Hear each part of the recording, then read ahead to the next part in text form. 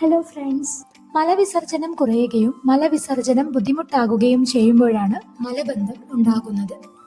ഭക്ഷണക്രമത്തിലോ ദിനചര്യയിലോ ഉള്ള മാറ്റങ്ങൾ മൂലമോ അല്ലെങ്കിൽ ഫൈബേഴ്സ് അതായത് നാരുകളുടെ അപര്യാപ്തമായ ഉപയോഗം മൂലമോ ആണ് മിക്കപ്പോഴും സംഭവിക്കുന്നത്.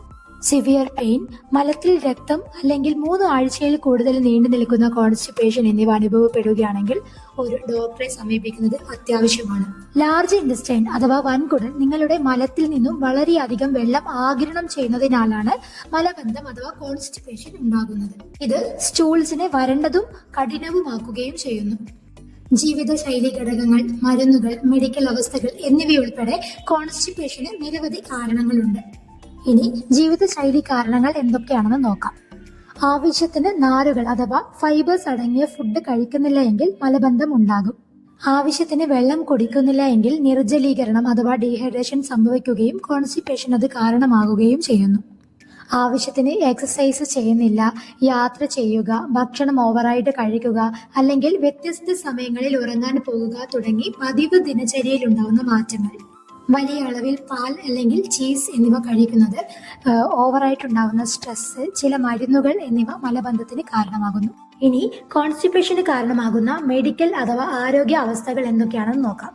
ഹൈപ്പോതൈറോയിഡിസം, ഡയബറ്റീസ് അഥവാ പ്രമേഹം, യൂറീമിയ, ഹൈപ്പർ കാൽസിമിയ തുടങ്ങിയ എൻഡോക്രൈൻ അവസ്ഥകൾ, piles, anal Fisher, anal fistula, large intestine ഭിത്തിയിൽ നിന്നും രൂപം കൊള്ളുന്ന ചെറിയ പൗച്ചസ് ഉണ്ട്, അതിനെ നമ്മൾ ഡൈവർട്ടിക്കുല എന്നാണ് പറയുന്നത്. ഇതിലുണ്ടാവുന്ന ഇൻഫെക്ഷൻസ് കോൺസ്റ്റിപ്പേഷന് കാരണമായേക്കാം.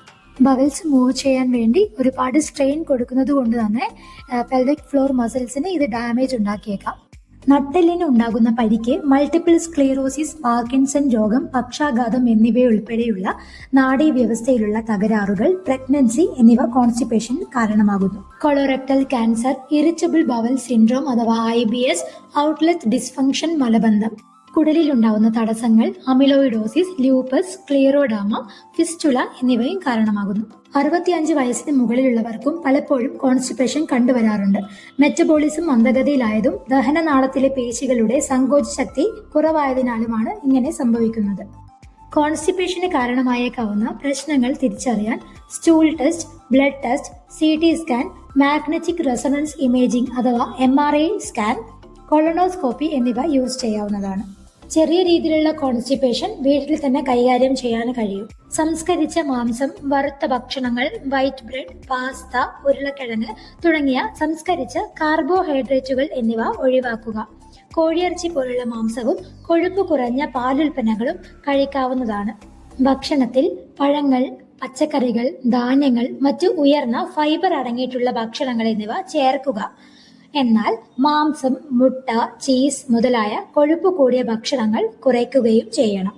പ്ലം, തവിട് ധാന്യങ്ങൾ, ഓറഞ്ച്, പൈനാപ്പിൾ, മാമ്പഴം, അവക്കാഡോ, പപ്പായ തുടങ്ങിയ ഉയർന്ന ഫൈബർ അടങ്ങിയ പഴങ്ങൾ എന്നിവ കഴിക്കുക. നന്നായി വ്യായാമം ചെയ്യുക. ഒരു ദിവസം 2-4 ഗ്ലാസ് വെള്ളം അധികമായി കുടിക്കുക.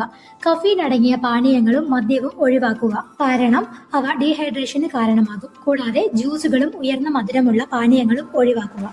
ടോയ്ലറ്റിൽ ഇരിക്കുന്ന ടൈം കാലുകൾ ഉയർത്തുകയോ പിന്നിലേക്ക് ചാരി നിൽക്കുകയോ കുനിഞ്ഞിരിക്കുകയോ ചെയ്യുന്നത് നല്ലതായിരിക്കും. എന്നാൽ കോൺസ്റ്റിപ്പേഷൻ പുതിയൊരു പ്രശ്നമാണെങ്കിലോ അല്ലെങ്കിൽ സ്റ്റൂളിൽ രക്തം കാണുകയോ മനഃപൂർവ്വമല്ലാതെ ശരീരഭാരം കുറഞ്ഞു പോവുകയാണെങ്കിലോ മലവിസർജന സമയത്ത് കൂടുതൽ കടുത്ത വേദന ഉണ്ടാവുകയോ ഈ കോൺസ്റ്റിപ്പേഷൻ 3 വീക്സിൽ കൂടുതൽ നീണ്ടു നിൽക്കുകയാണെങ്കിലോ ചെയ്യുകയാണെങ്കിൽ ഒരു ഡോക്ടറെ എന്തായാലും സമീപിക്കുന്നത് നല്ലതായിരിക്കും. Thank you for watching. Subscribe ചെയ്യാത്തവർ സബ്സ്ക്രൈബ് ചെയ്യാൻ മറക്കല്ലേ.